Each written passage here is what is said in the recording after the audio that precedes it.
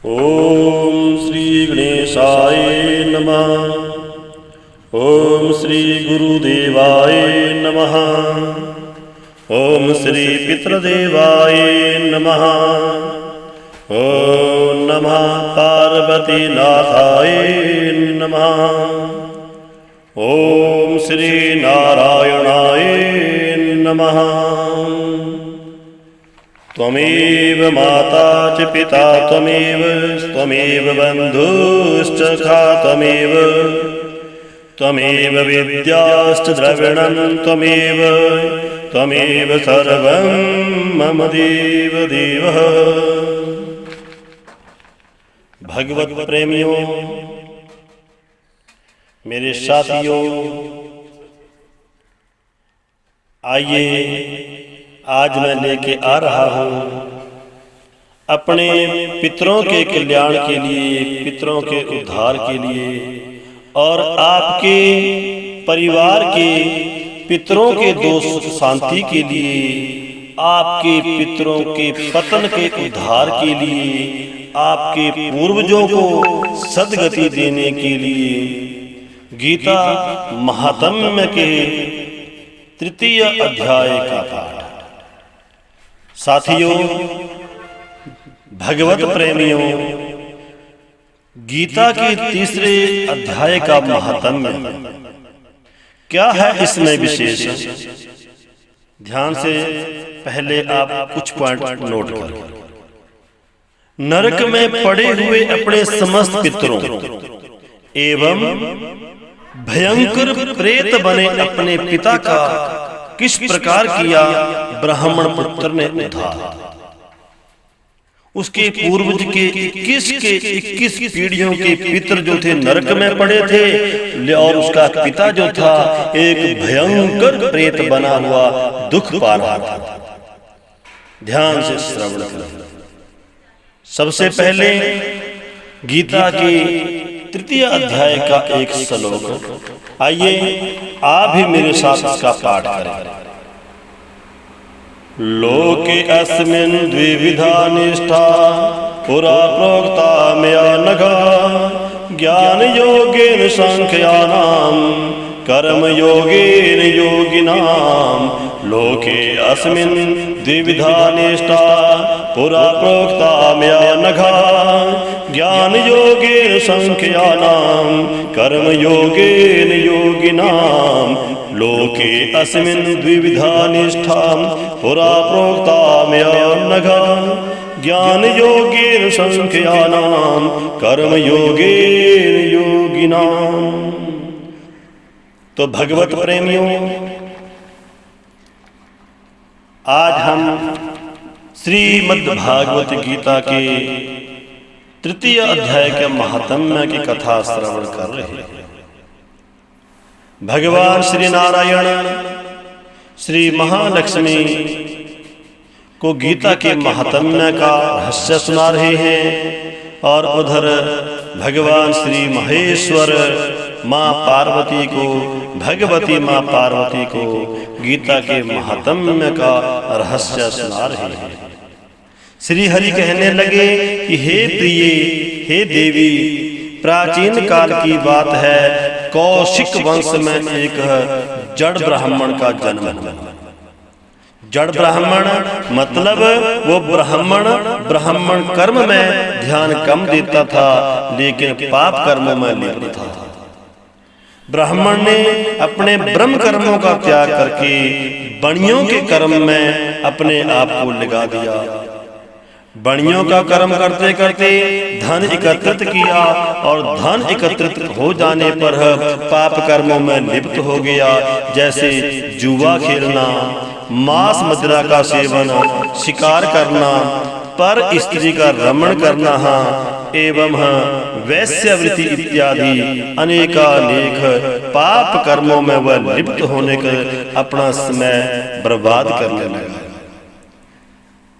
भगवत प्रेमियों, जब वो ब्राह्मण पाप कर्मों में लिप्त हो गया, नीच कर्मों में लिप्त हो गया, तो सारे का सारा धन भी उसने बर्बाद कर दिया। व्यसनों को पूरा करने के लिए, विषय विकारों को पूरा करने के लिए धन की जरूरत होती है। जब धन बर्बाद हो गया तो वो ब्राह्मण धन कमाने के लिए शहर में गया और कुछ ही दिनों में बहुत सारा धन कमा करके पुनः अपने नगर की तरफ जैसे आने लगा। एक जंगल से गुजरते गुजरते उसको रात्रि का समय हो गया।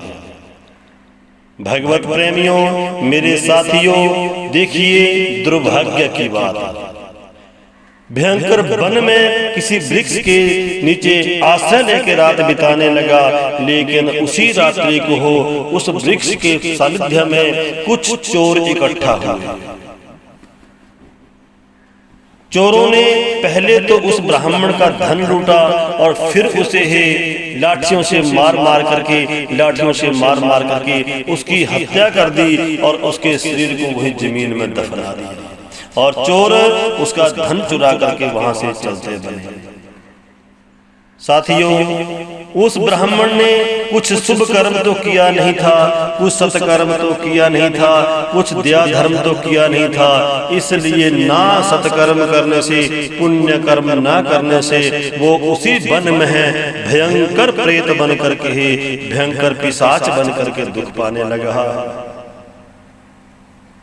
इस जन्म में वैश्यवृत्ति पाप कर्मों में लिप्त रहा, जुआ, मांस, मदिरा, शिकार खेलता रहा, दुख पाया और फिर शरीर छोड़ने के बाद भी भयंकर प्रेत बन करके ही दुख पाने लगा।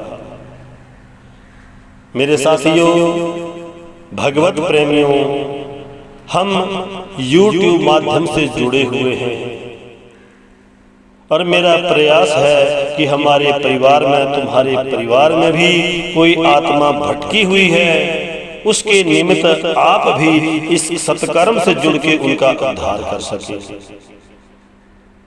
भगवत प्रेमियों, हमारा धन, हमारी संतान और हमारा परिवार, ये हम संसार में मिलते हैं, लेकिन सौभाग्य से ही ऐसा कोई पुत्र मिल जाता है। क्योंकि ब्राह्मण के घर में एक पुत्र ने जन्म लिया था। वो ब्राह्मण का पुत्र सत्यवक्ता था, धर्मनिष्ठ था, परोपकारी था, दयावान था, हरि का उपासक था। एवं विशेष बात ये थी कि गीता में उसकी निष्ठा थी, गीता में उसका मन लगा हुआ था और इसलिए गीता में नित्य निरंतर रमण किया करता था। भगवत प्रेमियों, जब पिता के बहुत दिनों के बाद आने पर भी पिता का कोई समाचार नहीं मिला तो पुत्र पिता को ढूंढते हुए पिता का हाल जानने के लिए शहर की तरफ निकले।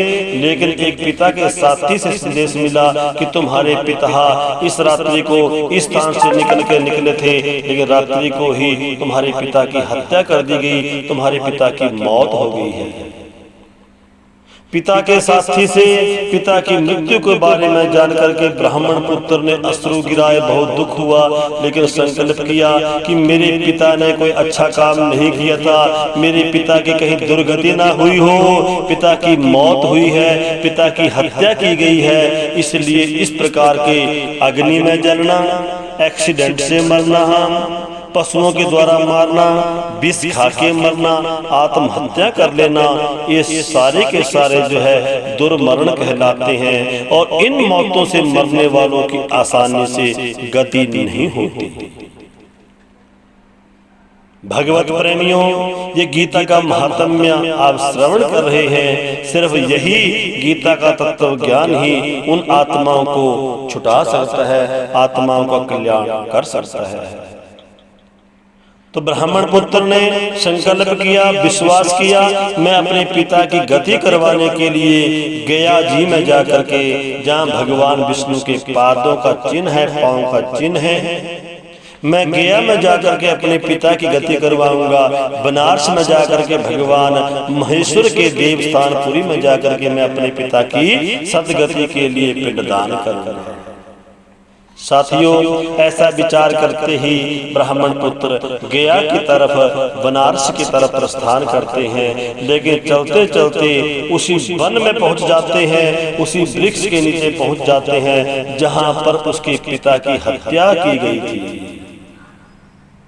जहाँ पिता की हत्या की गई थी उसी स्थान पहुंच जाते हैं और ब्राह्मण बालक को भी रात्रि हो जाती है और वो भी उसी वृक्ष के नीचे आराम करने के लिए, रात्रि बिताने के लिए विश्राम आश्रय लेते हैं। साथियों, रात्रि के प्रथम पहर में ब्राह्मण बालक ने वहां बैठ करके अपना पूजा पाठ किया, संध्या वंदना करी और उसके बाद गीता के तृतीय अध्याय का पाठ शुरू किया। एक बार फिर आप भी भगवान का ध्यान करते हुए उसी श्लोक का पाठ करें। लोके अस्मिन् द्विविधा निष्ठा पुरा प्रोक्ता व्यानघा ज्ञान योगे संख्यानां कर्म योगेन योगिनां। लोके अस्मिन् द्विविधा निष्ठा पुरा प्रोक्ता व्यानघा ज्ञान योगे संख्यानां कर्म योगेन योगिनां। भगवत प्रेमियों, जैसे ही गीता के तृतीय अध्याय के इस श्लोक का पाठ ब्राह्मण बालक ने किया, ब्राह्मण पुत्र ने किया, तो क्या चमत्कार देखा। एक भयंकर प्रेत, जो उसका पिता प्रेत बन करके दुख में आ रहा था, अपने प्रेतपन के शरीर को छोड़ करके देव रूप होकर के देखते ही देखते उसकी भयंकर प्रेत की देह छूटी और वो देव रूप हुआ और सामने में विष्णु के दूत विमान में लेकर के आए और उसके पिता को देव रूप के रूप में विमान में स्थापित किया। पिता की इस प्रकार सदगति को देखते हुए ब्राह्मण बालक ने पिता को प्रणाम किया और पिता ने भी सहर्ष आशीर्वाद दिया कि पुत्र, धन्य है वो पिता, धन्य है वो कुल, धन्य है वो वंश जिस घर में धर्मनिष्ठ सत्यवान हरि भक्त पुत्र पैदा हुआ। पुत्र, जीवन में मैंने एक शुभ काम नहीं किया था, लेकिन गीता के पाठ के पुण्य के प्रभाव से मुझे भयंकर प्रेतपन से छुटकारा देने वाला ये महात्म्य सदा सर्वदा वंदनीय है। बोलिए गीता महात्म्य भगवान की जय हो। पिता को प्रणाम करते हुए और पिता ने भी अपने पुत्र को आशीर्वाद देते हुए कहा कि बेटा, मेरा तो उद्धार हो गया, लेकिन दुर्भाग्य की बात है कि तुम्हारे इस परिवार में 21 पीढ़ियों तक के पितर जो हैं नरकों की यातनाएं भोग रहे हैं। लाखों वर्षों से यमपुरी में पड़े हुए हैं। 21 प्रकार के नरकों में 21 प्रकार के तुम्हारे पूर्वज दुख पा रहे हैं, नरकों की यातनाएं भोग रहे हैं, कष्ट पा रहे हैं। धर्मनिष्ठ पुत्र, एक ही इच्छा है कि तुम उन पितरों के लिए भी गीता का पाठ कर दो। एक बार फिर आइए, गीता का पाठ मेरे साथ आप भी कीजिए। लोकी अस्मिन् द्विविधा निष्ठा पुरा प्रोक्ता मया नघा ज्ञान योगेन संख्यानां कर्म योगेन योगिनां। लोके अस्मिन् द्विविधा निष्ठा पुरा प्रोक्ता मया नघा ज्ञान योगेन संख्यानां कर्म योगेन योगिनां। प्रभु प्रेमियों, भगवत प्रेमियों, भगवान श्री हरि भगवती माँ पार्वती को क्या सुना रही है। भगवान ने कहा कि देवी, जैसे ही पुत्र ने पुनः अपने पितरों के लिए गीता के रहस्य का पाठ किया, देखते ही देखते चमत्कार होने लगा। भगवान विष्णु ने अपने दूतों को यमपुरी में भेजा और समस्त पितरों को यमपुरी से छुटकारा देने के लिए कहा। यम के दूत यमपुरी में आते हैं, यमराज को, धर्मराज को नमन करते हुए उस ब्राह्मण पुत्र के संपूर्ण पितरों को वैकुंठ में जाने का आग्रह करते हैं। इस बात रहस्य को जान करके साथियों, यमराज ने समस्त पितरों को हो यमपुरी से नरकों के बंधन से मुक्त करके हरि के धाम की तरफ प्रस्थान किया और स्वयं यमराज जी भगवान श्री हरि के लोक में जाकर के हरि की स्तुति करने लगे। त्वमेव माता च पिता त्वमेव, त्वमेव बंधु च सखा त्वमेव, कि परमेश्वर है, जगत के पिता तुम ही सर्वस्व हो, तुम ही परमेश्वर हो। संसार में द्वितीय ना कोई है ना कोई होगा। परमेश्वर संसार में जो कुछ भी दृश्यमान है तुम ही तुम हो, तुम ही तुम हो। महेश्वर का तेज भी तुम्हारे में है, ब्रह्मा के वेदों की वाणी भी तुम्हारे में है। हे श्री हरि ही लक्ष्मी के साथ क्षीर सागर में शयन करने वाले, रमण करने वाले श्री हरि, आपको बारंबार बारंबार बारंबार प्रणाम है। भगवत प्रेमियों, ये आपका सौभाग्य है, ये मेरा परम सौभाग्य है कि हम गीता के इस महात्म्य से जुड़े और पितरों के इस पक्ष में, श्राद्धों के इस पक्ष में अपने पितरों का कल्याण करने के लिए नित्य प्रति हम ये महात्म्य लेकर के आगे बढ़ रहे हैं। हरि की स्तुति यमराज जी धर्मराज ने करी एवं लक्ष्मी सहित श्री हरि भगवान जिस स्थान पर है भयंकर वन में ब्राह्मण पालक धर्मनिष्ठ सत्य वक्ता एवं गीता का भगवत प्रेमी बालक है, वो भगवान का ध्यान कर रहे थे। वहां भगवान ने प्रकट होकर के ब्राह्मण पुत्र को आशीर्वाद दिया। श्री हरि ने अपने हृदय से लगा करके ब्राह्मण बालक को परम गति परम मुक्ति प्रदान करी। ब्राह्मण बालक गीता के तृतीय अध्याय के पाठ मात्र से ही, पारायण मात्र से ही एवं इस पाठ के श्रवण करने से समस्त अपने 21 पीढ़ियों के पितरों का उद्धार हो गया। भगवत प्रेमियों, आइए हम भी एक बार दोबारा मिल करके उसी श्लोक का करें पाठ, क्योंकि गीता का एक श्लोक, आधा श्लोक, एक चौथाई श्लोक जितना भी पाठ किया जाए, जितना भी कम से कम भी किया जाए, ये वो पुण्य है, वो महात्म्य है। इससे प्राणियों को, पूर्वजों को सद्गति मिलती है। लोके अस्मिन् द्विधा विधा निष्ठा पुरा प्रोक्ता मया नघा ज्ञान योगेन संख्यानाम कर्म योगेन योगिनाम। लोके अस्मिन् द्विधा निष्ठा पुरा प्रोक्ता मया नघा ज्ञान योगेन संख्यानाम कर्म योगेन योगिनाम।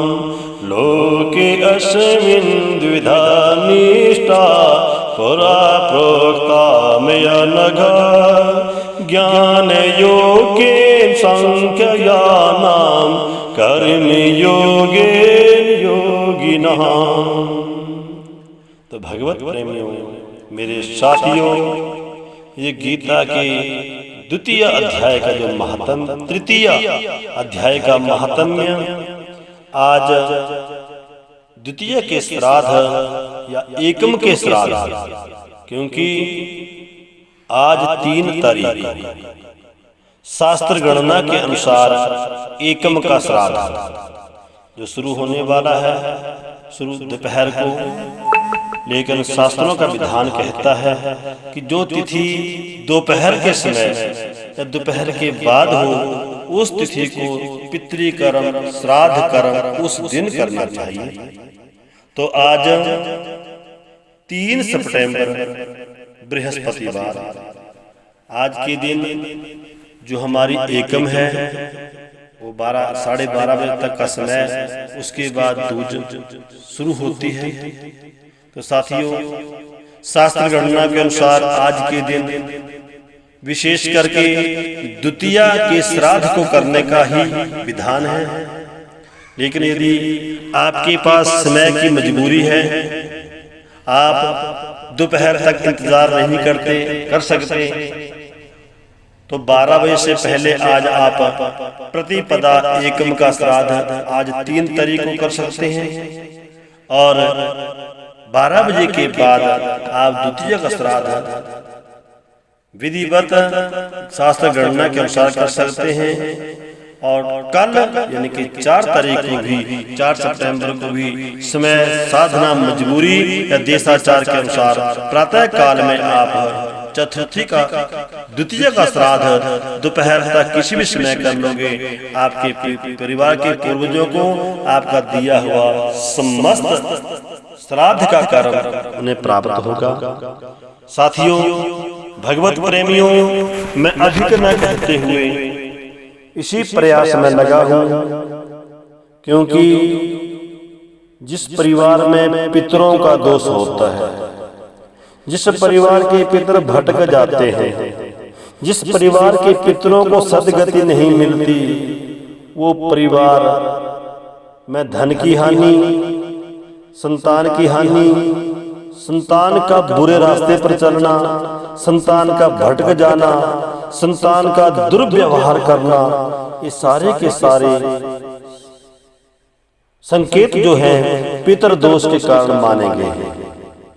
तो प्रभु प्रेमियों, यदि हमारे घर में संतान की दिक्कत है, संतान भटक चुकी है, संतान तुम्हारे साथ नहीं दे पा रही है, धन की हानि हो रही है, कारोबार आपके उजड़ रहे हैं, एवं आपके परिवार में किसी की ही ने आत्महत्या कर ली, या विष के द्वारा किसी की मौत हो गई, शस्त्र से कट करके किसी की मौत हो गई, एक्सीडेंट से, दुर्घटना से किसी की मौत हो गई, पशुओं के मारने से किसी की मौत हो गई, पंचकों में मरने से किसी की मौत हो गई, तो ऐसे प्राणियों को यदि दुर्गति हुई हो, उन्हें शांति ना मिली हो, उस परिवार में वो पितर भटक रहे हो, तो गीता के इस 3 अध्याय का महात्म्य, जिस प्रकार ब्राह्मण के पिता भयंकर प्रेत बने थे, उसके परिवार में 21 पीढ़ियों के पितर नरकों में दुख पा रहे थे,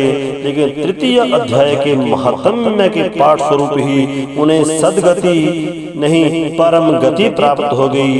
तो यही मेरा छोटा सा प्रयास है कि हमारे और आपके पूर्वज दिवंगत, हमारे पूर्वज दिवंगत वो प्राणी सद्गति को, सत्य लोक को, गरुड़ लोक को प्राप्त हो, और आपका परिवार खुशहाल रहे, आपकी संतान सुमति को प्राप्त करके शिष्टाचार के साथ आगे बढ़े, और आपका परिवार पितृ दोष से मुक्त रहे। यही है मेरा छोटा सा प्रयास। इसी के साथ जय जय श्री राधे, जय जय श्री राधे। ओम नमो भगवते वासुदेवाय, ओम नमो नारायणाय नमः। ओम शांति, ओम शांति, ओम शांति, ओम।